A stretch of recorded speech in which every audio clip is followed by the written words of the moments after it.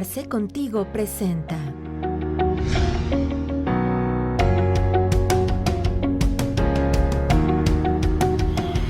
¿Qué tal, amigos? Muy buenas tardes. Sean bienvenidos a sus sesiones de Arce Contigo. De nueva cuenta estamos con ustedes para compartir información de valor. El día de hoy vamos a platicar de un tema bastante interesante. Me parece que algo ha pasado un poquito tras bambalinas, ha pasado un poquito de manera oscura a este cierre del 2022 e inicio del 2023. Y sin embargo, por eso hemos decidido el día de hoy tocar un tema por demás interesante que tiene que ver con las reformas al Código Fiscal de la Federación y el impacto que este va a tener para el ejercicio 2023.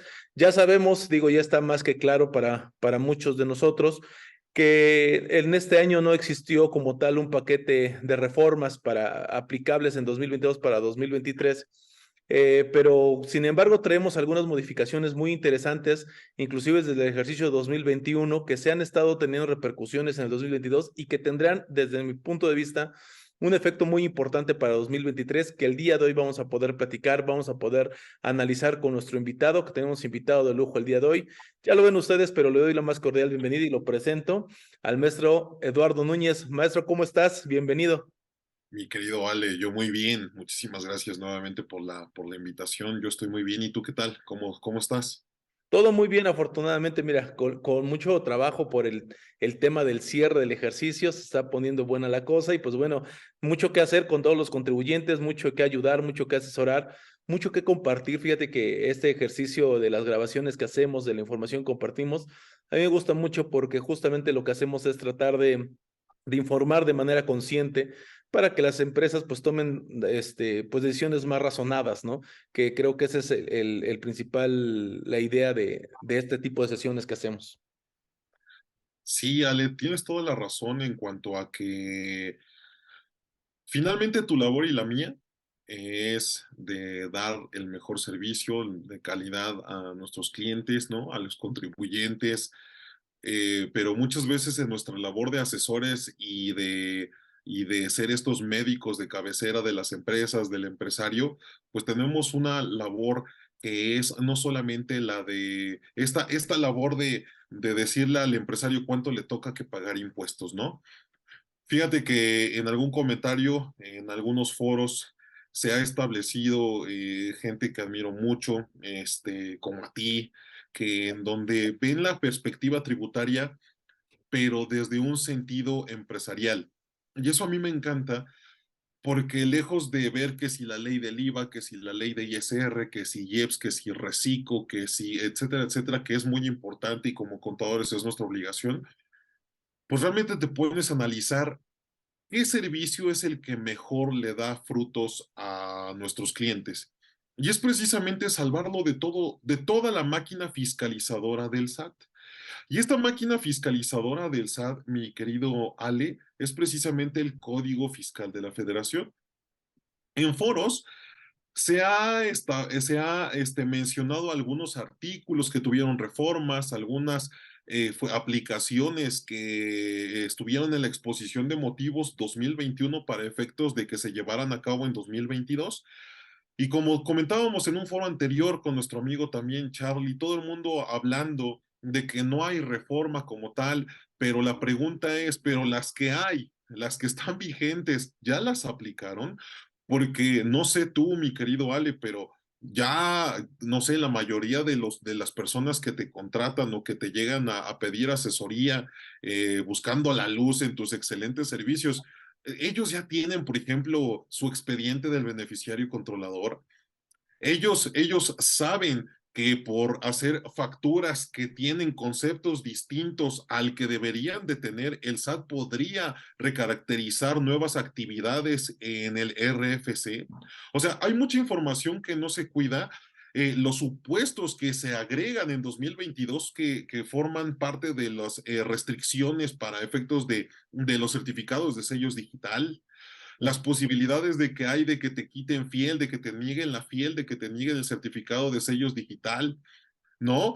y un sinfín de reglas, un sinfín de parámetros que están establecidos en el Código Fiscal de la Federación. Y bueno, pues nada, nuevamente agradeciéndote la invitación. Y hoy se va a poner bueno porque no podemos hablar de todas, mi querido Ale, en tan poco tiempo, pero yo creo que vamos a tocar las que realmente impactan en la economía, en la seguridad, en los negocios, en su protección patrimonial a los empresarios. Ale. Así es, efectivamente, la intención de esta sesión es justamente tocar esos puntos medulares que si bien no son reforma de este 22 para 23, sí son reformas que están vigentes y que como bien dices, ya hay muchas cosas que probablemente cuando las estemos platicando el día de hoy y en este momento que nos escuchan las personas que nos hacen favor de seguirnos en redes, pues ya debieron de tener al menos un avance significativo al respecto, como tú dices, de beneficiario controlador, de algunos controles internos, de algunos procesos que se deben llevar inclusive ya de manera natural de nuestra operación, para pues no caer en cuestiones de, pues que la autoridad a veces pues abusa en muchos sentidos de las facultades que tiene. Y año con año estas facultades se han estado viendo beneficiadas en pequeñas reformas, en pequeños conceptos que se han estado agregando a distintas disposiciones, en este caso hablando específicamente del Código Fiscal de la Federación, que trae cuestiones, la verdad es que verdaderamente interesantes, en donde responsables solidarios, en donde cuestiones diversas van a estar afectando directamente la ejecución de la actividad empresarial de los clientes, de todo el empresariado a nivel general. Y pues para empezar, mi estimado Eduardo, ya que empezamos a hablar de estos temas, me encantaría que pudiéramos como primero conceptualizar un poquito sobre la filosofía que el SAT ha estado tomando, de cómo se regula esto a través del Código Fiscal de la Federación. Y pues bueno, ¿qué es lo que pueden esperar los contribuyentes de la forma en que la autoridad está ejerciendo facultades? Es muy sencillo, mi querido Ale, y muchísimas gracias por permitirme ya la palabra. Te comento lo siguiente. Debemos de saber que la autoridad no, como decimos ahí coloquialmente, no da paso sin guarache. Ya está establecido un programa. Estos programas de recaudación o estos programas se aplican específicamente por sector de contribuyente. Y uno de nosotros podría decir, sector, hablas del inmobiliario, hablas de la automotriz, hablas de petroleros. No, no, no, no, no. Rápidamente, mi querido Ale, te lo voy a comentar. Fíjate que la filosofía del SAT tiene dos aristas. Por una parte es la fiscalización, que es la que conocemos todos, que es la que año con año se va agravando, que es la que utiliza precisamente las autoridades fiscales para recaudar más. Pero dentro de estos elementos hay otro que le llamamos el reloj fiscal. ¿Por qué reloj fiscal, Ale? Porque en cada uno de los cuartos viene determinado un tipo de contribuyente. Y me gustaría comenzar con el primero. Y esto es importante porque fíjate, partimos primeramente con los incumplidos. O sea, estos incumplidos son estas personas que de plano incluso no están dados de alta en el RFC, no presentan declaraciones, no pagan impuestos, o sea, no hacen absolutamente nada. Estamos hablando del 100% de los incumplidos, ¿de acuerdo? Pero después viene otro sector. A estos incumplidos es los que de plano el SAT quiere atrapar mediante reglas de qué? Mediante vigilancias profundas, invitaciones, y para ellos también se genera el reciclo, ¿verdad? El que pueda seguir tributando en RIF, entre otras cuestiones. Luego el segundo sector es aquellos que cumplen parcialmente. Aquellos como que sí quieren cumplir con sus obligaciones fiscales, pero como que o sea, son los hombres del mañana, ¿no? O sea, son los que dicen, ya pronto voy a contratar a mi contador, ya mañana presento mi declaración, pero aún no termina de cumplir con sus obligaciones fiscales. Bueno, de estos dos rubros, déjame decirte que el primero representa 60 millones de contribuyentes, o sea, los incumplidos. ¿Por qué crees que la máquina fiscalizadora, más allá de ejercer facultades de comprobación, se va a vigilancias profundas o a cartas de invitación? En el segundo supuesto, en el de los que sí quieren, pero como que sí, que no, estos indecisos, bueno, ellos representan 10 millones de contribuyentes, mi querido Ale. Y a ellos es a los que va dirigido el reciclo, que si puede seguir tributando como RIF, entre otras cuestiones. Representan dentro del 2 al 3% de los ingresos tributarios. Luego viene el tercero, que es en donde estás tú, mi querido Ale, en donde está su servidor, en donde estamos la mayoría. Somos de los que sí cumplimos, o sea, que sí pagamos impuestos, que tenemos este hábito de presentar nuestras declaraciones y tratar de estar bien. Sin embargo, la autoridad nos considera como cumplimiento inconsistente.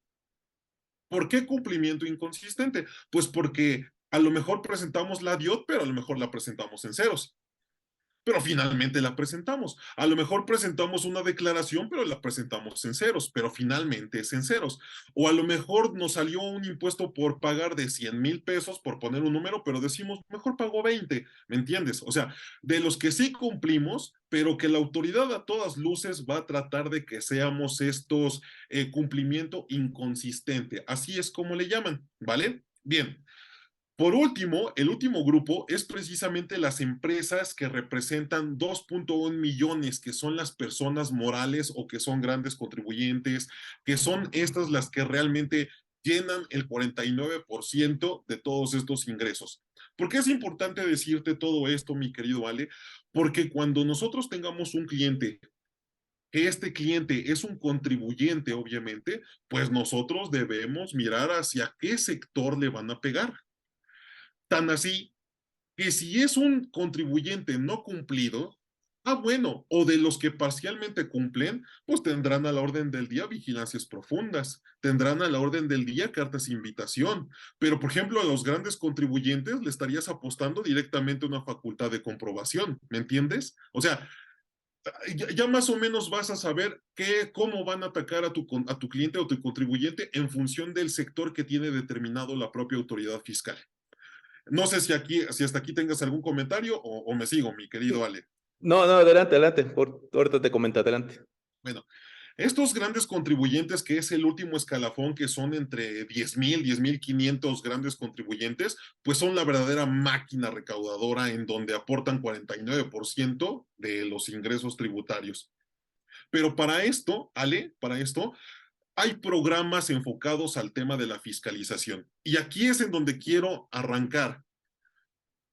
Para todos los que nos escuchan, para todos los que nos ven, amigos, yo sé, suena trillado, ya todo el mundo habló de esto, parecemos periquitos, mi querido Ale, pero fíjate que tan le sirve a la autoridad que ahí está.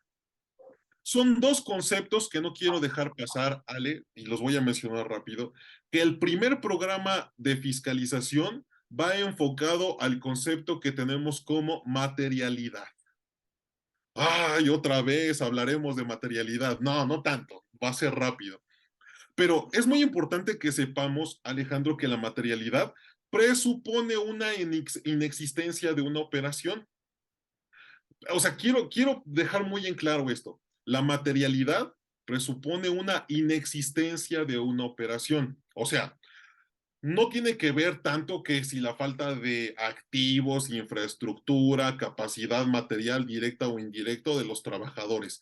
Más bien es, la falta de materialidad se presume que una acción, que un acto es inexistente, o sea, que no se llevó a cabo. Sin embargo, viene el fisco y maudita. ¿Y qué es lo que nosotros hacemos? Bueno, pues de una deducción le damos el comprobante, le damos el CFDI, el comprobante de pago, podemos acreditarlo con un contrato, ¿verdad? Que tenga fecha cierta, etcétera. Y el fisco me va a decir, no, no acredita la materialidad, ¿no? Y nosotros hacemos más entregables, imprimimos nuestros WhatsApp, las cotizaciones, ¿no? Y la autoridad vuelve a decir, no, ¿sabes qué? Es insuficiente. Bueno, pues es importante que todos sepamos que cuando nos dicen que no es suficiente, entonces ya no es que sea inmaterial. O sea, ya no hablamos de que no haya materialidad, simplemente no hay pruebas suficientes y eso es distinto, mi querido Ale. Y te lo comento porque los tribunales han resuelto que se te acuse de falta de materialidad es porque no se dio la operación. Pero si tú presentas pruebas, presentaste todos los documentación que acabamos de hablar, entonces solamente tienes una ineficiencia o insuficiencia probatoria y eso no es materialidad. Entonces, ¿esto qué significa? Y esto te lo comento porque tanto en el primer circuito, tercer circuito, quinto circuito, ya quedó definido como criterio en esencia que se puede determinar la materialidad siempre y cuando se niegue totalmente que se llevó a cabo la operación. Pero si tú muestras pruebas, por mínima que sea, entonces es insuficiencia probatoria, pero ahí ya no es inmaterialidad y por lo tanto es defendible. Y nada más quiero terminar este temita de materialidad con este comentario.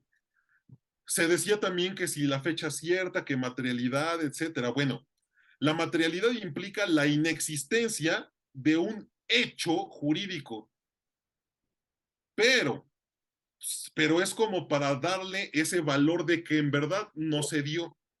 Sin embargo, si tú presentas pruebas, entonces es ilegal porque lo que tú tienes es una insuficiencia probatoria, más no que no tengas materialidad.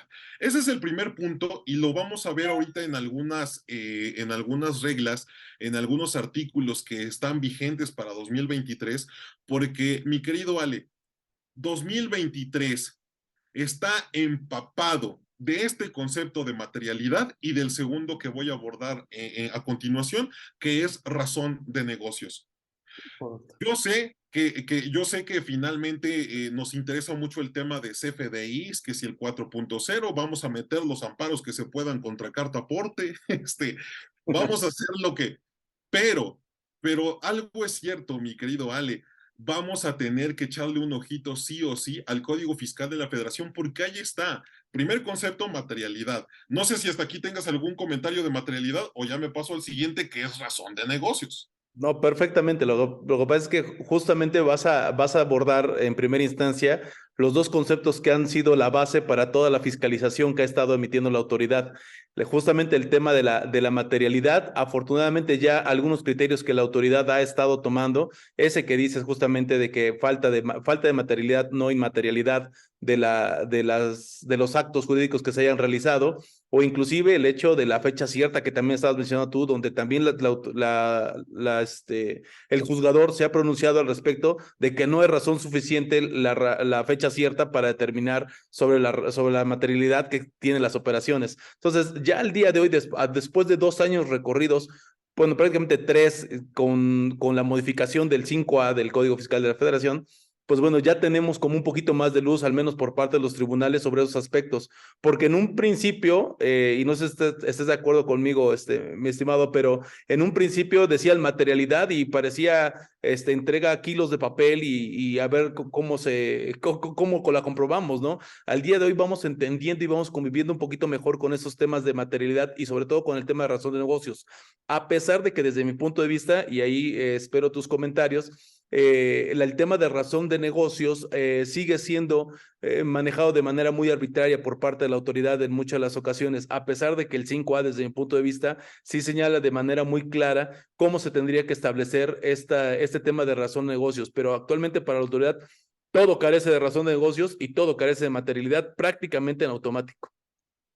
Y es que justamente toda la razón, Ale, toda, viene precisamente en estos dos conceptos que para empezar, como bien sabemos, pues no están definidos en ley, ¿verdad? Están todas estas tesis, estas jurisprudencias y demás, pero que finalmente no terminan de aterrizarse y es por obvias razones. En este orden de ideas, platicando con un magistrado y para los que nos escuchan, ahí les va. Platicando con un magistrado, el magistrado decía, Eduardo, cuando una operación tiene materialidad, habla por sí sola. O sea, cuando una operación es falsa, inexistente, simulada, entonces por más que me la adornes, por más que me traigas un contrato con fecha cierta, eso no es materialidad. Materialidad es que una operación hable por sí sola. Y para que una operación hable por sí sola es tener los elementos suficientes desde la A hasta la Z para demostrar que esta operación se llevó a cabo y que obviamente representa, no a nivel de contratos, porque finalmente es forma, final del fondo es en donde podemos garantizar la materialidad, perdón. Y este magistrado decía, ¿quieres garantizar la materialidad? Haz que tu operación hable por sí sola. No me importa el contrato. De lo contrario, fíjate, Ale, Si es una operación falsa, simulada o inexistente y me traes un contrato con fecha cierta, híjole, pues aquí ya nos metimos en problemas más grandes todavía. Entonces, aguas. El siguiente tema que también está inundando el Código Fiscal de la Federación precisamente es el que estás trastocando, que es razón de negocios, Ale. Ahora, este tema de razón de negocios se abordó precisamente en una plática que dieron las autoridades fiscales desde su perspectiva. Y la verdad es que simplemente es que la autoridad fiscal dice, no te creo. O sea, lo que hagas, no te creo. Cualquier cosa que hagas, sí tiene materialidad, porque para que yo diga que no haya relación, para que yo diga que no hay razón de negocios, es porque estoy evaluando y valorando una operación que sí se llevó a cabo. Claro. Entonces, esto también ayuda para efectos de defensa. Si una autoridad fiscal te dice no hay materialidad y no hay razón de negocios, ay papá, desde el momento en que dices que no hay razón de negocios estás reconociendo la materialidad. No me crees que haya pasado, pero ahí está la materialidad. Entonces, hay que a veces tratar de jugar con esos conceptos en donde decirle a la autoridad, ok, autoridad, entonces no tengo materialidad y razón de negocios, pero desde el momento en que me los pones los dos en la mesa, ¿qué crees? Ya estás aceptando que sí hay materialidad. Bueno, Sí, ahí la lo... razón de negocios, perdón, la razón de negocios es propia de la evidencia de la materialidad, Por supuesto. ¿no? Porque para que tú puedas evaluar si existe un beneficio razonable, conforme lo marca el propio código, y si existe un beneficio más allá del beneficio razonable esperado para esta operación, pues en automático me estás diciendo que que sí existe la operación, ¿no? Entonces, a lo mejor no tienes razón de negocios porque según tú, el beneficio fiscal es mayor que el beneficio económico, pero eso ya es otro tema. Claro, claro. Y entonces aquí es en donde estos dos conceptos que tienen malamente establecidos, y lo digo tal cual porque la esencia viene incluso de Europa, viene de otras fuentes de inspiración, en donde aquí en México lo que se hace es recaracterizarlo y tómala, vamos a darle a todos los contribuyentes, ¿no? Pero bueno. Estos dos conceptos para mí son importantes, materialidad y razón de negocios, porque ahora sí, mi querido Ale, y una disculpa por esta introducción, pero finalmente es la máquina recaudadora, materialidad y razón de negocios que están lloviznando en el Código Fiscal de la Federación. Y si me permites, por poner un primer ejemplo, deben de saber que el 14B del Código Fiscal de la Federación, pues nos habla de que entre enajenación, pero nos habla entre fusiones y escisiones, ¿no? Básicamente esto a mí me sorprendió un poquito porque si tú analizas lo que se reforma en este 14B, te darás cuenta que ya ni hay que recomendar una fusión o una decisión, Ale. ¿Por qué? Porque la autoridad tiene la potestad de definir si en esa fusión o en esa escisión hay o no hay, y lo que les acabo de decir, razón de negocios. Entonces, si en una fusión o en una decisión no hay razón de negocios, entonces toda la operación se considera que enajenación. Ahora, ¿cuál es la esencia de la razón de negocios en este 14B? La razón de negocios en este 14B establece entonces lo siguiente. Oye, yo me voy a fusionar. Tú, Alejandro, tienes una empresa que vende zapatos. Ah, ok, perfecto. Y te vas a fusionar con mi empresa, que también vende zapatos. Ok, entonces son del mismo sector, son del mismo giro, hay empate en los objetos sociales, se pueden fusionar. ¿Por qué se pueden fusionar? Porque tienen el mismo concepto tratándose del objeto social. Pero si tú vendes zapatos, Ale, y yo vendo computadoras y nos fusionamos, ¿qué crees? Esa fusión no hay razón de negocios y obviamente esa fusión se considera enajenación. ¿Cómo ves? Sí, sí, es claro ahí la intención que tiene la autoridad. Mucho hemos platicado también al respecto de estos temas y hemos señalado que la forma en la que los contribuyentes la habían estado utilizando este tipo de estructuras, así como el tema del usufructo, así como este tema de las fusiones, decisiones, pues obviamente da lugar a que la autoridad observe de manera puntual este tipo de operaciones y señale, oye, espérame, me estás trasladando a lo mejor pérdidas de manera indebida o me estás trasladando activos realmente enajenados a través de un proceso de fusión o decisión. Entonces, ¿qué dice la autoridad? Pues bueno, corta por lo sano y es ahí donde están justamente las letras pequeñas del Código Fiscal, en donde te dice, ok, tú podrás vestirla muy bonita y poderla decirme que es una fusión o una decisión, pero si yo determino que a través de mi procedimiento, de mis facultades de comprobación, que no existe una razón de negocios en esta operación, pues, ¿qué crees? Pues, aparte de todo, pues, me la tienes que considerar una enajenación y hacer el pago debido de todos los impuestos en este sentido. Y antes de pasar ahí a este tema que también ahorita quiero observar, me llama también la atención y quiero poner sobre la mesa el hecho de que creo que la autoridad actualmente le está pegando a los contribuyentes en una parte esencial, pero que les duele prácticamente a todos.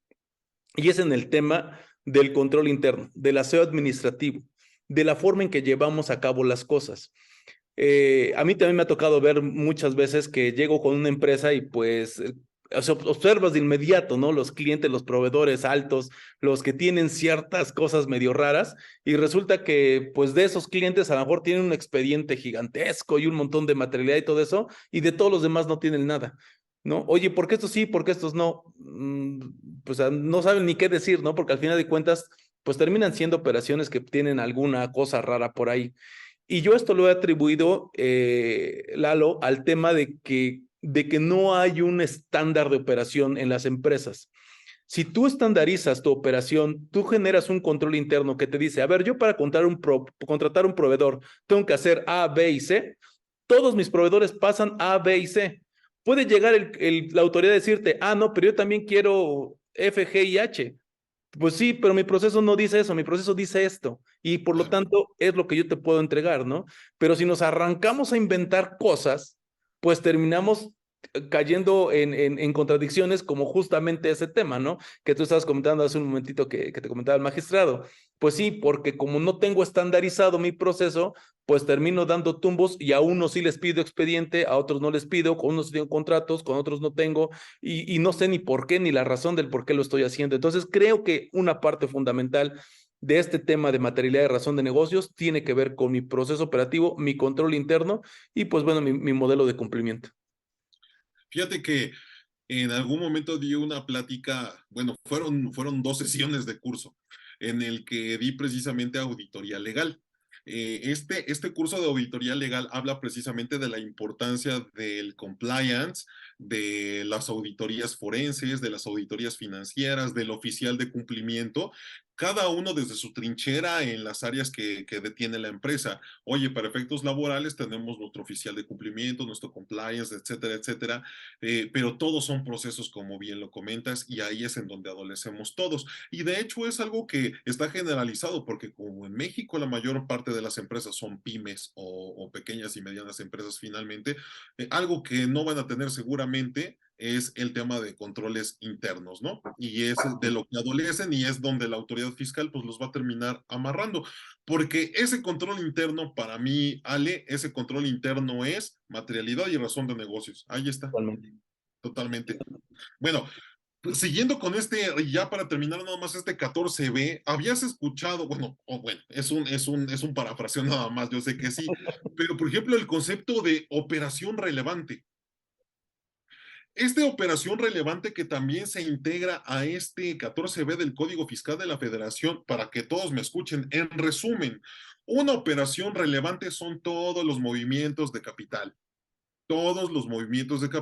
y que están sujetos a que se valore si hay o no razón de negocios. Nuevamente, 14B, operación relevante. Entonces, si yo otorgo derechos sobre activos intangibles, es operación relevante. Si yo tengo aumentos o disminuciones de capital, es operación relevante. ¿Alguno de ustedes ha presentado esta informativa, esta declaración o este informe de operaciones relevantes? Porque ahí está, Ale, ¿eh? Ahí está, y está vigente para 2023. Cuando nosotros cuando enajenamos acciones, también se considera operación relevante. Si un socio recibe de su venta bienes, servicios o qué sé yo, también es operación relevante. En resumen, todo el movimiento accionario se considera operación relevante. ¿Y qué crees? Si esta operación es relevante y está sujeta a que se valorice si tiene o no razón de negocios, indirectamente en este 14B está la obligatoriedad de ¿qué? De dictaminarse. Ujú. Entonces, por una parte, por poner un ejemplo, oye, quiero hacer una enajenación de acciones. Ah, tienes la opción de pagar la retención directa o de querer pagar un importe menor si te dictaminas para efectos fiscales. Sí, pero ese es otro dictamen. Este es el de operaciones relevantes, fíjate, y estoy hablando inciso D del artículo 31A del Código Fiscal de la Federación. ¿De acuerdo? Bien. Hasta aquí, fusiones y escisiones y el tema de razón de negocios, mi querido Ale. Sí, buenísimo. La verdad es que es un ejemplo claro el que nos estás poniendo, en donde la autoridad de manera muy, pues digamos que muy, muy detallada, termina dándole un revés importante a este tipo de operaciones que estaban ejecutando. Sí. Básicamente, lo que dices, y coincido plenamente contigo, el tema de las operaciones relevantes en las casos de fusiones, escisiones, liquidaciones, pues tiene que ver con que si tú tienes toda esa información, la autoridad la va a comparar con tu fusión, con tu escisión, para comprobar que hay una razón de negocios. Imagínate si no tienes nada de esto. O sea, de verdad, creo que nosotros mismos nos terminamos metiendo el pie para Sí. poder darle a la autoridad las herramientas y que nos dé cuello en ese tipo de procesos que estamos realizando. Muchas veces a mí me ha tocado, Lalo, no sé si a ti también, pero seguramente sí. Muchas veces a mí me ha tocado que las operaciones son reales, las operaciones son efectivas, pero por un mal control interno, por una mala ejecución, por un mal control general de la operación, terminan cayendo en errores, omisiones o inclusive en supuestos de simulación de los que se marcan, por ejemplo, en el propio código. Yo nada más aquí quiero hacer un pequeño paréntesis, que sí o sí necesitamos de dos factores importantes, que además de como contadores y la implementación del control interno, es estar siempre acompañados del abogado fiscalista y del empresario. Tú lo acabas de mencionar, operaciones reales. Me tocó nada más el caso rápido de que el recurso de revocación lo estaba elaborando el contador. O sea, obviamente él es el que lo estaba contestando, redactando, y precisamente se llevó, entre otros elementos, a la inexistencia de las operaciones. ¿Por qué? Primero, así en resumen, porque este contador mencionó que los trabajadores, ¿no? Hacían estas actividades, pero ¿qué crees? No eran trabajadores porque la que los tenía contratados era otra empresa. Solito se fue, llevó al hoyo. Y otra más importante, esta empresa compra directamente de Alemania y lo vende en México, pero ya con clientes establecidos. O sea, no compra si no lo tiene ya vendido. Y el contador puso en el recurso de revocación, como lo vio en la tele, ¿verdad? Pues que entra el producto, que el producto entra a un almacén, que el del almacén se va. Y cuando llega la autoridad y me dice, ¿qué almacén? Uno, es que no tenemos almacén. Bueno, pues por eso. Ahí nos llevó la inexistencia de las operaciones y créeme, sí es importante que contemos con estos elementos. A propósito de, para terminar con este temita de razón de negocios, fíjate, participé en una fusión, Ale. En esta fusión, el convenio de fusión, el SAT dice, te la rechazo porque no hay razón de negocios. Y la tengo, ¿eh? En ese momento, la empresa dice, ¿sabes qué? Me voy a ir con un despacho para que me ayuden al tema de razón de negocios. Este despacho enorme, enorme, enorme, de esos de que tienen miles, miles de premios internacionales, ¿no? Bueno, esos despachotes le hacen 3 hojas tamaño oficio defendiendo la razón de negocios. O sea, sus argumentos jurídicos, legales, pero 3 hojas de razón de negocios. Eran más las hojas de razón de negocios que el propio convenio de fusión. Lo pusimos sobre la mesa, obviamente hablamos con los del SAT y precisamente un magistrado que también de repente consultamos y me dice, escuchen bien por favor porque este es un buen consejo. ¿Quién te va a decir cuál es la razón de negocios de una operación que hizo en el negocio? ¿El abogado, el contador o el empresario?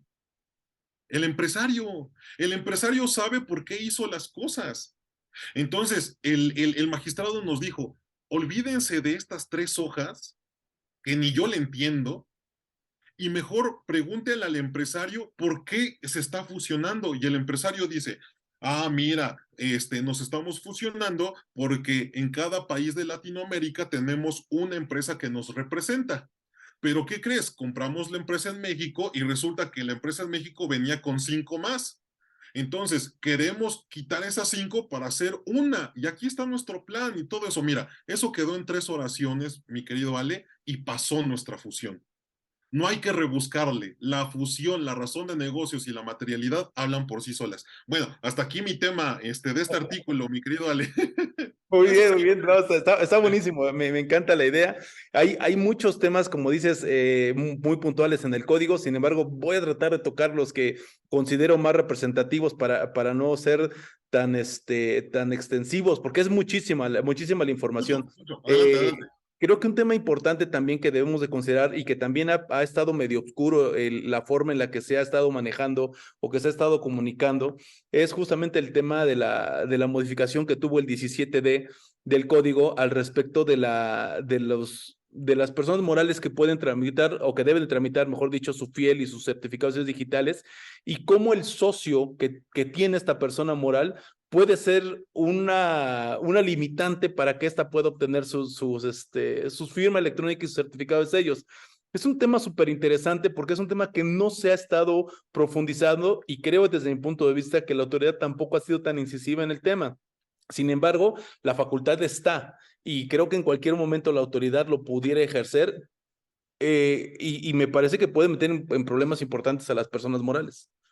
Para mí, Ale, fíjate, no sé cuánto dure nuestro programa, espero que dure 5 horas, pero este, para mí, Ale, te voy a tratar de ser muy breve. Este 17D, junto con el 26 fracción cuarta, que ahorita a ver si me platicas también, para mí son de los más importantes. Como ustedes saben, tenemos una responsabilidad solidaria del 26 fracción 10 del Código Fiscal de la Federación, pero que muchas veces el nombre correcto no es solidaria, sino subsidiaria, ¿no? O sea, solidario, subsidiario, solidario es que a todos me los agarro parejos, subsidiario es que ya le cobré a este y lo que Es falta uno por me uno. queda a ti. Ajá. Pero ¿qué crees? Este 17D, mi querido Ale, yo le llamo el responsable colateral. Se escucha como si tú lees el artículo, aparentemente nada más dice que la autoridad fiscal podrá negar la fiel. Sí. Y luego dice, en los siguientes supuestos. No, bueno, pues tiene todos los supuestos del mundo. ¿Y por qué para mí es importante? Y voy a tratar de resumirlo. Es muy sencillo. Si tú como persona moral tienes problemas con tu fiel, tienes problemas fiscales, tienes incumplimiento, tú tienes una enfermedad. Disculpa que lo diga así figurado, mi querido Ale, pero eso es para darme a entender, ¿no? Tú estás contaminado, tú tienes COVID. Si entonces tu persona moral tienes COVID, en automático este 17D es colateral. ¿Por qué? Porque esa contaminación puede subir a un socio. Y ese socio puede contaminarse. Ahora resulta que las actividades que tenga el socio independientes pueden verse afectadas porque es socio de una empresa que tiene problemas con el SAT. ¿De dónde viene el problema de colateral, mi querido Ale? Que si este socio además tiene, por poner un ejemplo, con su esposa, otro negocio independiente, nada que ver con la empresa principal, la contaminación se va hacia esa empresa y hacia su esposa. Entonces el efecto es colateral porque termina siendo un contagiadero en cadena. Ah, ¿Qué es la parte interesante de todo esto, mi querido Ale? Que para poder estar contaminado necesitas estar en alguno de los supuestos. ¿Y ya viste cuáles son los supuestos de este 17D? O sea, este 17D te habla de los supuestos de que estás, por ejemplo, en el 69B.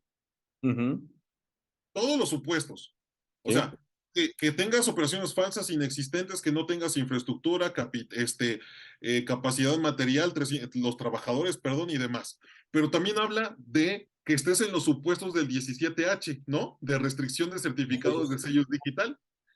Te habla de que tengas problemas, por ejemplo, que no estés localizado en el domicilio muy fiscal. bien, O claro. sea, todos esos supuestos, que tengas operaciones con EFOS, que tengas operaciones con EDOS y demás, hacen que se contagie toda la estructura organizacional, pero no se queda hasta ahí, sino que si parte de un socio que está contaminado, ahora al revés, el socio tiene problemas ante el SAT porque no ha presentado declaraciones anuales, porque no declaró un préstamo, ¿no? Y demás, bueno, pues este socio tiene problemas ante el SAT y de manera automática contagia a su sociedad, empresa moral, SA, qué sé yo, y le podrán negar la fiel.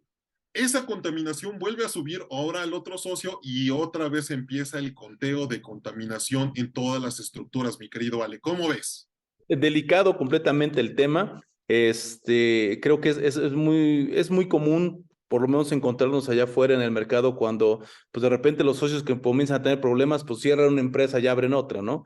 Y justamente este 17D va en contra de esa operación, porque lo que está haciendo es prácticamente te sigue la forma en la que estás operando, pues te sigue a donde vayas y contamina a los que estén alrededor tuyo. Porque inclusive temas de créditos fiscales que no estén garantizados, ese tipo de cuestiones también va afectando a las personas, a la persona moral, ¿no? En caso de la persona física, socio hacia la persona moral. Y el tema es bastante delicado. Sin embargo, aquí me gustaría también hacer un pequeño señalamiento al respecto de que, a ver, una cosa es que se establezca como tal en la norma, que lo establezca como tal el código, y otra cosa es que que sea legal lo que se está estableciendo en la norma, ¿no? Totalmente, sí, Porque claro. ahí estamos hablando de que están completamente invadiendo esferas jurídicas completamente diferentes.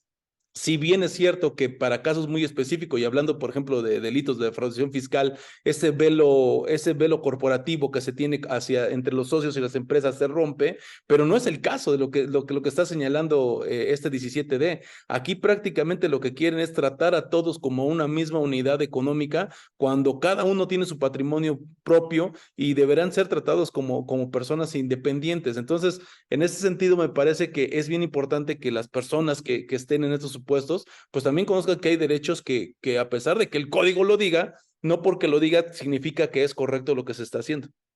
No, y aparte, debemos de partir con una filosofía de que somos protectores de los contribuyentes, aunque se escuche muy acá, de verdad, nosotros como contadores tenemos una labor impresionante que, como dicen, somos el primer abogado del empresario. O sea, siendo contadores, somos el primer abogado del empresario y estamos obligados a protegerlos. En este orden de ideas tienes toda la razón. Toda la norma que estamos platicando, claro que es susceptible de impugnarse, por supuesto que sí.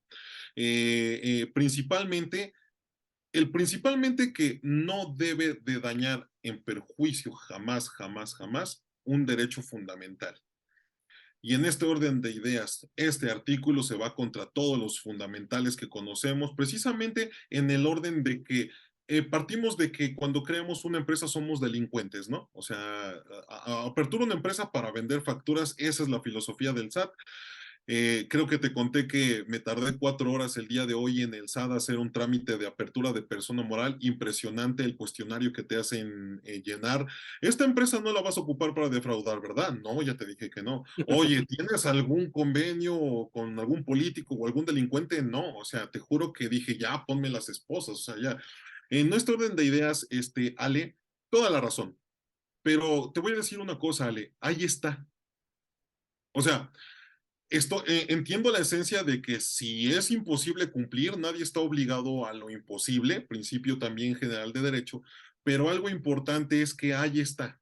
Y tienes dos opciones, o lo acatas o te peleas. En este orden de ideas, para mí, siendo preventivo, porque recordemos que la mejor defensa fiscal hoy en día es la que no se hace, sino la que se previene, creo que valdría la pena, oye, si tú te puedes analizar muy en el fondo, lo único que te piden es que estés al corriente.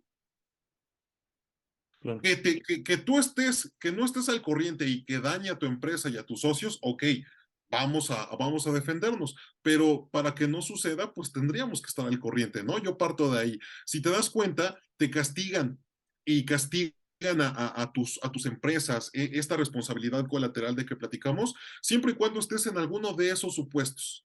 Claro, pero O sea, ¿estás de acuerdo que en muchas ocasiones, por ejemplo, nada más los de la suspensión de sellos digitales, ¿no? Los de 17H bis. O sea, ¿cuántos supuestos se encuentran en ese artículo? O sea, son 12 fracciones, pero son como 100 supuestos. sí, De claro. verdad, son como 100 supuestos, prácticamente por todo te pueden cancelar los sellos digitales, suspender, perdón, los sellos digitales. Entonces, imagínate un socio que se encuentra en un supuesto de suspensión de sellos digitales y que por eso ya no le permitan renovar firma electrónica, por ejemplo, a la persona moral. Digo, en muchas ocasiones entiendo que lo que nos comentas y coincido contigo en el tema de que si entre más ordenado seas y entre mejor cumplimiento tengas, pues obviamente disminuyes de manera sustancial tu riesgo, pero en muchas ocasiones ni siquiera queda por tu parte el poderlo hacer, ¿no? O ahí tienes, a mí me tocó también muy recientemente el tema de una empresa que fue calificada como EDO, ¿no? ¿Por qué? Porque a su proveedor lo pusieron como EFO y en consecuencia pues tenía que hacer esa corrección. Entonces imagínate pues en lo que te defiendes de ese procedimiento y todo ese tipo de cuestiones, hay muchas ocasiones donde la autoridad de manera arbitraria, pues bueno, ejecuta porque tiene las facultades y tienes que, sin lugar a dudas, y yo he defendido mucho el tema de una cultura de la defensa en materia fiscal, porque de la misma forma como la autoridad al día de hoy presiona a los contribuyentes para que hagan un cumplimiento y hay y unas acciones verdaderamente agresivas contra el contribuyente que no cumple, pues creo que también de la misma forma tenemos el derecho de exigir que también la autoridad, perdón, actúe conforme a derecho. Creo que es lo menos que también podemos estar pidiendo. Y siempre ahí en los foros donde también tengo oportunidad de participar, digo, en medida que tú seas un cliente, un contribuyente cumplido, vas a poder también ser un contribuyente que puede exigir sus derechos, ¿no? Si no hay ese equilibrio, esa proporción, pues sería completamente aberrante pensar que, bueno, no voy a pagar impuestos, pero es como el ambulante, ¿no? Que se queja porque no hay seguridad, pero ni siquiera paga impuestos, ¿no? Entonces son como contradicciones un poquito de este tema. No, pero tienes toda la razón. A ver, no hay que convertirnos en acataleyes, no hay que convertirnos en el que obedece, sino el que razona. Esto es justo y en verdad lo puedo cumplir, o es injusto y puedo defenderme, ¿no? O sea, totalmente de acuerdo contigo, mi querido Ale.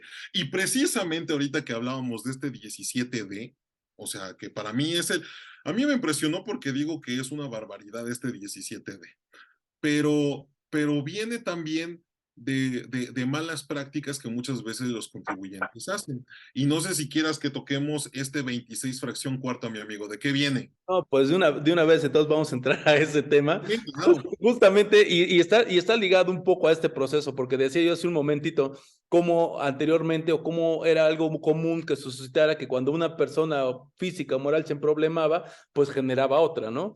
Ahora sabemos que esto va generando, pues, digámosle, una cola que la autoridad puede ir siguiendo, siempre y cuando, pues, a lo mejor se repitan socios, que podría ser como lo más fácil de evadir o lo más fácil de erradicar. Pero después viene este 26 fracción cuarta, donde puede ligar la adquisición de negocios, aunque no aunque no sean las mismas personas que lo está adquiriendo, pero por otros elementos distintivos de su operación, que te va a considerar prácticamente que hay una responsabilidad solidaria entre la anterior empresa y la nueva que está adquiriendo por elementos esenciales como proveedores, como domicilio, etcétera, ¿no? Fíjate que igual este está en tela de juicio, o sea, tal cual, todo lo que hemos platicado, pero este 26 del Código Fracción Cuarta, que precisamente nos habla de este tema de adquisición de negocios, de abrir o cerrar negocios, se reforma precisamente en donde se adicionan más supuestos de responsabilidad solidaria, y eso es importante porque es responsabilidad solidaria. ¿Y cuándo va a haber responsabilidad solidaria? Que, por ejemplo, tú cierras una empresa y ahora vas a abrir una nueva, pero si se transmiten total o parcialmente activos pasivos, entonces hay responsabilidad solidaria con lo que la empresa que murió dejó. Oye, ¿qué crees? Que somos los mismos socios, los mismos accionistas, el mismo órgano de administración, etcétera, etcétera. Ah, ok, hay misma responsabilidad solidaria de esta nueva empresa con la que murió. Y otros supuestos, como por ejemplo, como ya lo mencionabas, que tengamos los mismos proveedores, que tengamos vinculación con los mismos clientes, que haya vinculación o haya identidad de los mismos representantes legales. Otro que es muy lógico y que aquí también es importante, que se identifique que la empresa anterior y la nueva empresa, por ejemplo, comparten domicilio fiscal, comparten bodegas o lugares en donde entreguen o enajenen mercancías. O sea, este 26 fracción cuarta establece que si hay un indicio, porque tal cual es así, un indicio de que la empresa que murió, que tenía problemas fiscales, tiene relación con la nueva, hay responsabilidad solidaria. E incluso hablo del numeral número 6, e incluso en materia de seguridad social.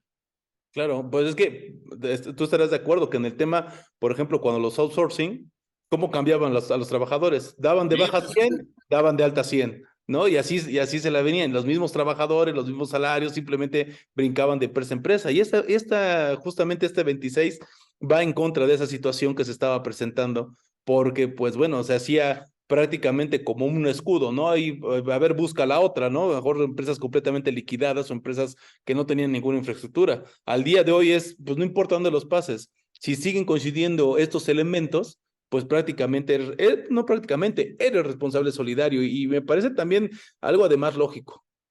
Y fíjate que este temita nos puede llevar a otro, mi querido Ale, si estás de acuerdo, que toquemos otros dos articulitos, que es precisamente el hecho de que, como este artículo 26, fracción cuarta, dice, si hay similitud, vinculación de mismos socios, mismos representantes, hay responsabilidad solidaria, ¿qué es lo que la mayoría de gente o la mayoría de contribuyentes hacen? Que fue exposición de motivos 2013 para la reforma del 2014 del 69B.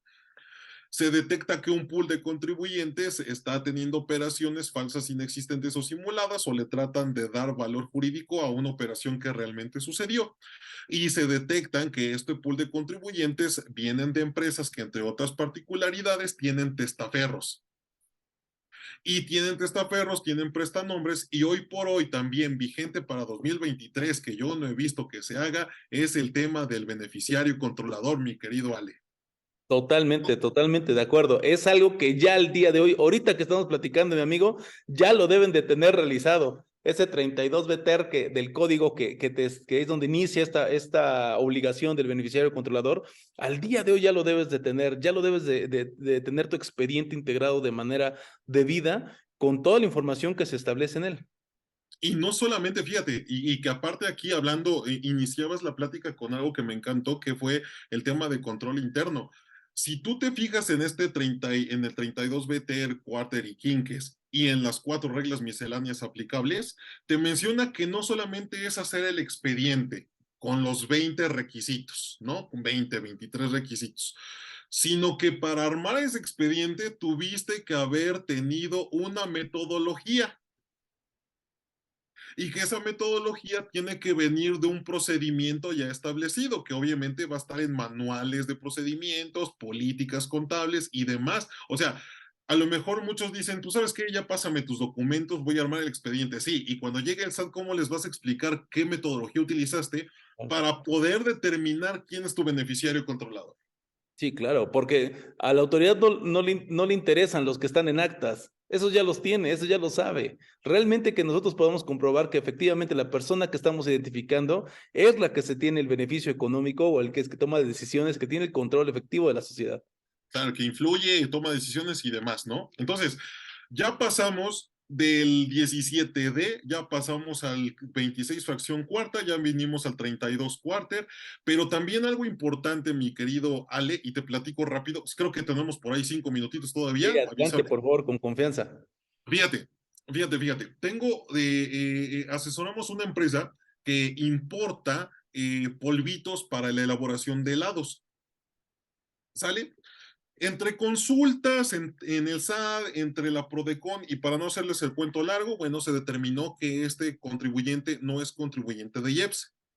Ajá, no es contribuyente de IEPS.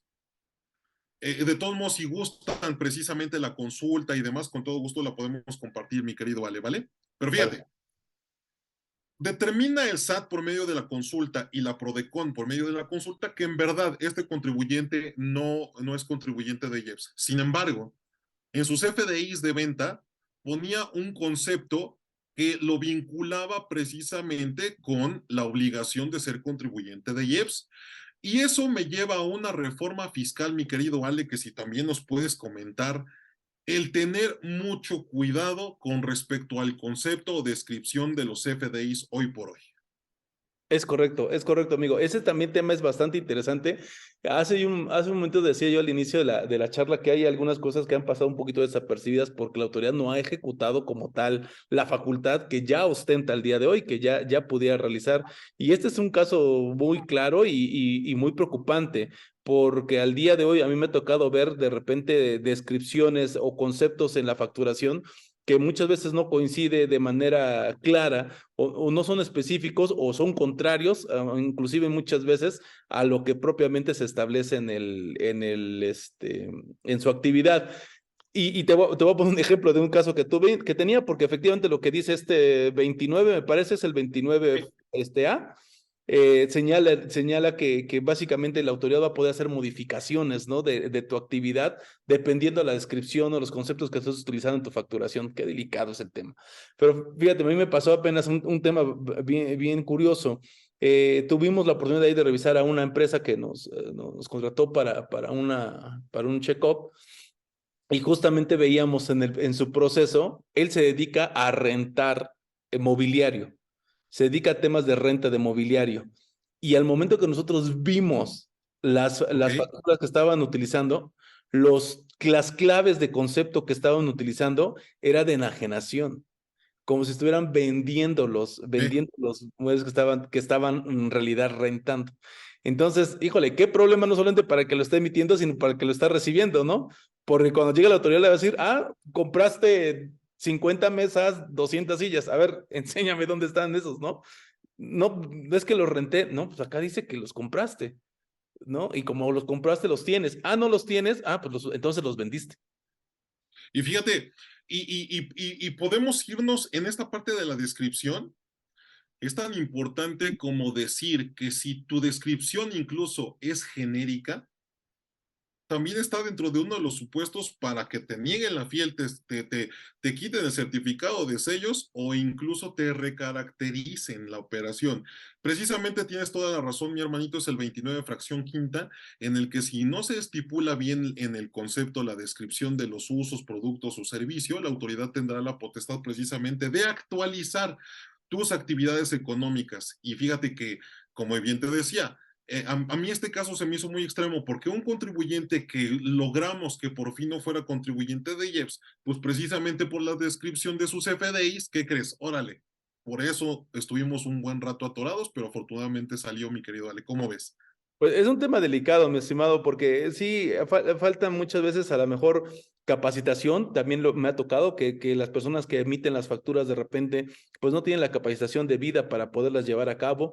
Se ha puesto muy de moda el tema de la facturación por justamente esta modificación de la versión hacia la 4.0, que nuevamente han pateado ahí el bote un poquito. Pero al final de cuentas, creo que termina siendo beneficioso el tema de que se haya trasladado un poquito más o haya postergado un poquito más ese periodo de convivencia, porque desde mi punto de vista, al día de hoy todavía falta mucha capacitación para la persona que lo ejecuta. A mí, digo, nosotros dimos, y recientemente también vamos a dar un curso en materia de CFDI 4.0, y pues cuando llegan las personas, le digo, a ver, ¿quiénes son los que están acá, no? Pues está el director, el de compras, está todo el mundo, ¿no? A ver, ¿quién de ustedes hace CFDI? ¿Quién lo ejecuta? No, no, pues nosotros no, pues es a los que necesitamos aquí. Necesitamos a la gente que está ejecutando el CFDI porque creo que ahí es donde hay un área de oportunidad interesante para que puedan ejecutar de manera correcta y que sepan sobre todo las consecuencias del hecho de hacerlo mal. Eso es un tema importante, las consecuencias de ejecutar una operación de manera incorrecta a nivel de CFDIs. Creo que de repente no somos tan conscientes de que puede haber consecuencias importantes y graves para el contribuyente y que se va a reflejar en lana al final de cuentas. Y fíjate que estamos hablando precisamente del desconocimiento en un curso. Un empresario muy molesto al darse cuenta de las reglas del CFDI, un empresario muy molesto me dice, no dice así a todos, no puedo creer que para un tema de facturación tenga que mandar a mi gente a un diplomado, ¿no? Y lo dijo un poco enojado porque decía, ¿eso en dónde lo veo? O sea, ¿en dónde veo el retorno de esa inversión? Por Dios, solamente son facturas. Pero en este orden de ideas, ¿qué dices, por ejemplo, hasta de los complementos de pago? O sea, este tema de los complementos de pago, de verdad, o sea, toquemos madera, pero 2023, 2024, 2025 van a ser la élite de la élite, los complementos de pago. También, también que son defendibles y toda esta situación, claro que sí, pero finalmente ahí están, mi querido Ale. Quisiera tocar, antes de que se me olvide, si estás de acuerdo, un último articulito yo, para ya Adelante, no. por favor. Y es que precisamente recordemos el tema de la obligatoriedad de presentar el dictamen fiscal, en donde todavía tenemos algunas confusiones que apenas me pasó, en donde precisamente decían que esta empresa estaba pronosticando cerrar el año 2022 con alrededor de 170 millones de pesos. Entonces ya andaban cotizando auditores para efectos de elaborar el dictamen fiscal, ¿de acuerdo? Ya estaban cotizando. Nosotros dijimos, bueno, te estás quejando mucho de tus presupuestos, en verdad quieres ejercer la opción, y el empresario dice, es que no es una opción, ya es una obligatoriedad. Y quiero nada más recalcar ahí que tenemos ya para 2022, obviamente aplicable en 2023, los supuestos en donde realmente tenemos una obligatoriedad de presentar el dictamen fiscal, que es precisamente de arriba de más o menos 1,700 millones de pesos, y que esa sí es una obligatoriedad, y que dentro de eso dictamen fiscal hay una reforma fiscal aplicable para 2022 y obviamente para 2023, es que el auditor tendrá que detectar si hay operaciones que nos puedan llevar a defraudación fiscal. Y lo tiene que poner en el dictamen. Entonces, son dos nuevas reformas. El auditor tendrá que dar santo y seña de si el auditado tiene operaciones que son susceptibles de defraudación fiscal.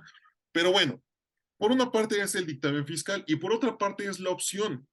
La opción es precisamente del 32A del Código Fiscal de la Federación, que si estás en alguno de los supuestos de tener más de 100 millones actualizados, más de 70 en activo, más de 300 trabajadores y demás, tienes la opción de dictaminar. Pero reforma fiscal 2022 aplicable en 2023, mi querido Ale. Si decides no optar, estás en el 32H del Código Fiscal de la Federación. ¿Y cuál es ese 32H? Precisamente el de la informativa sobre la situación fiscal. ¿Cómo ves? Sí, sí, sí, está bastante delicado ahí ese tema también, amigo. Digo, estamos hablando de cantidades y de contribuyentes bastante grandes, pero vale mucho la pena también que se sepa cuándo es una opción y cuándo es prácticamente una obligación. Mi estimado amigo, hay también otros dos artículos que me gustaría que nos comentaras, porque hay dos temas también importantes que desde mi punto de vista, inclusive ya tenemos grabado un video de uno de los temas que tiene que ver con el embargo vía buzón tributario. Me gustaría que me regalaras tus comentarios y para ir cerrando la sesión, de una vez te puedas lanzar las dos, pues estamos al 2 por 1. La segundo tema es la importancia y de cómo se ha comunicado ahora el SAT con el IMSS a través de las opiniones de cumplimiento y cómo se afecta una con la otra, que creo que también es un tema importante que pudiéramos platicar el día de hoy, mi amigo. Ya para cerrar, claro que sí, con todo gusto, mi querido Ali. Fíjate que en esta comunicación en donde todas las instituciones o todas las autoridades tienen esta vinculación de poderse informar lo que sucede con los contribuyentes, fíjate, te voy a hacer, es reforma fiscal en la cual establece que la autoridad puede o no mirar hacia el seguro social y pedir o no la opinión del cumplimiento de obligaciones fiscales para efectos del seguro social. ¿En dónde me pega mucho ese tema? Que ya lo empezamos a ver en los REPSES, en las empresas que dan servicios especializados u obra especializada. Ahora ya no solamente hay que tener cuidado para efectos del SAT que nuestra opinión salga positiva, sino que también la del Seguro Social.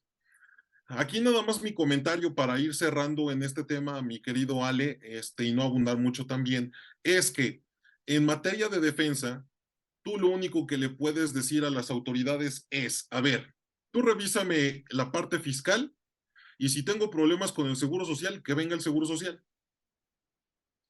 Él es el que me va a venir a determinar cuáles son mis temas con el Seguro Social.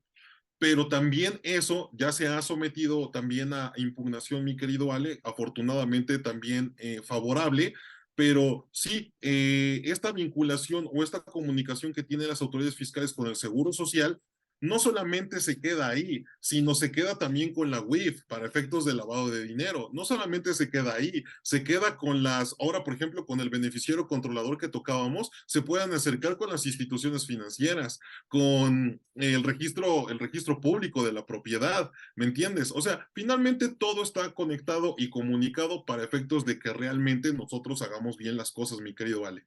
Sí, y inclusive, por ejemplo, ya nos ha tocado ver también que de repente en esas famosas cartas de invitación que nos está enviando el SAT, ya nos dice, a ver, tienes tantos asegurados y tienes tantos timbrados.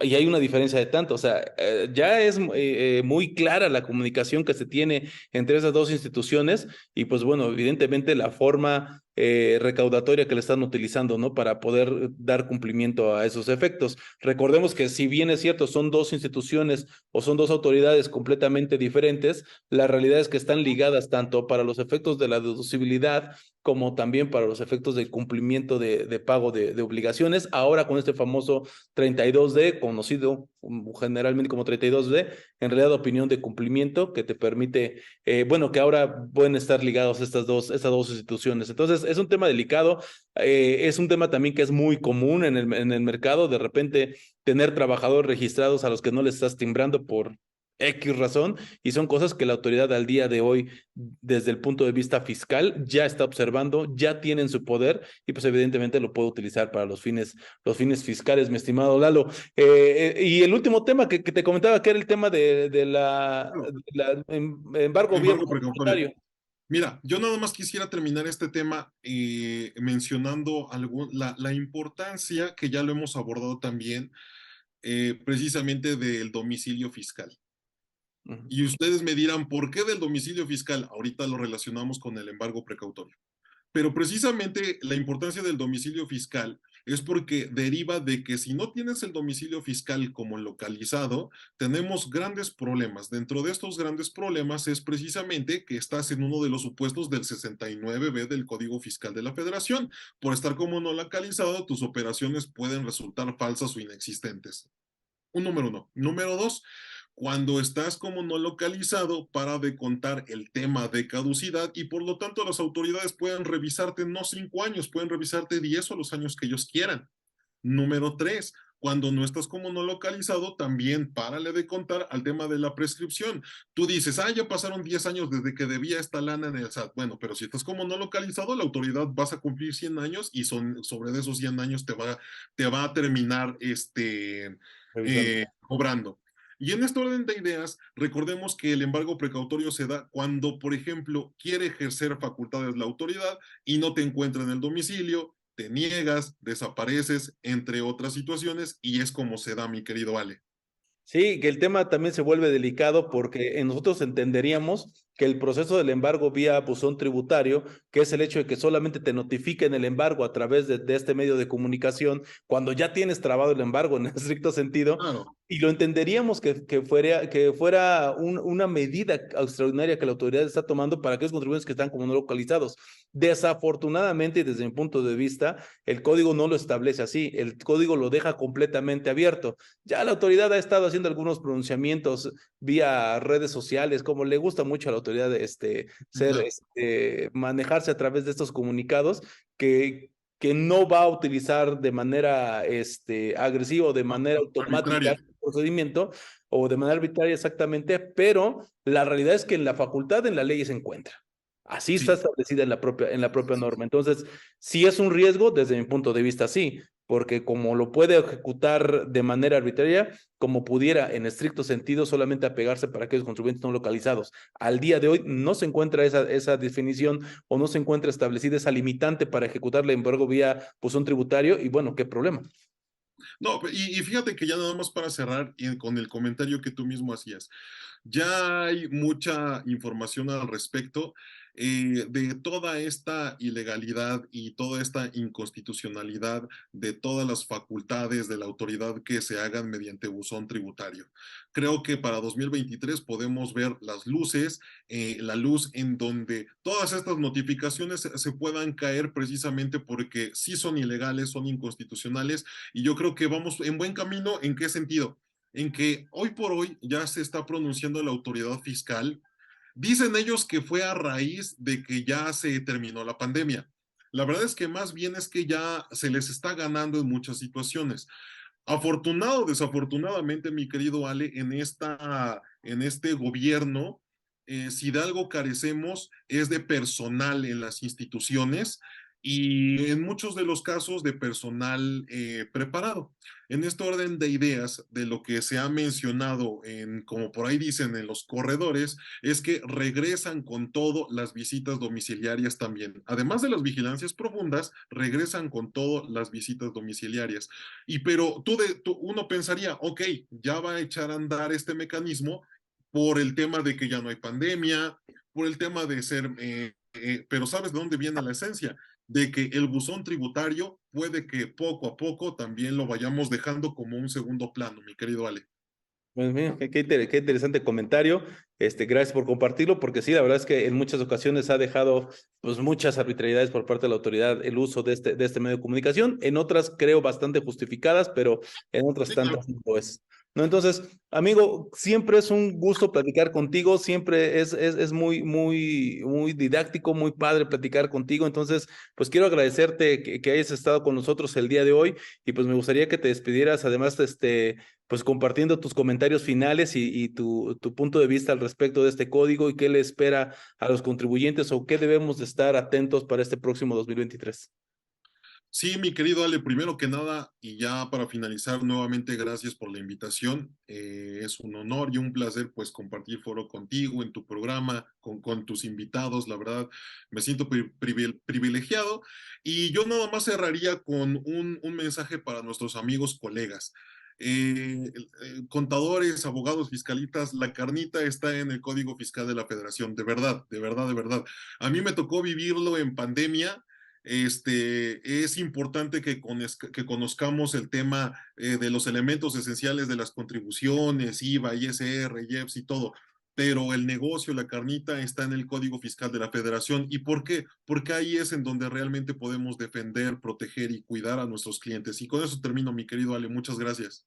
Perfecto, amigo. Pues muchísimas gracias por tu tiempo. Muchas gracias a las personas también que nos hicieron favor de seguirnos en esta sesión. No olviden, por favor, compartir esta información. Estamos prácticamente en todas las redes sociales. Ahí nos puedes encontrar como ARC Enlace en todas y cada una de ellas para que puedas compartir desde donde tú quieras seguirnos, vernos, ya sea en Facebook, en Instagram, en TikTok. Ahora tenemos también un TikTok para que por favor nos sigan por este medio y por supuesto el siempre confiable Spotify para cuando estés bien saturado de trabajo, aunque sea nos escuches y puedas compartir información con valor como la que el día de hoy el maestro Eduardo nos ha regalado. Les agradecemos mucho a todos el tiempo que han tenido para estar con nosotros y que tengan excelente tarde. Invitamos a seguirnos en nuestras redes sociales.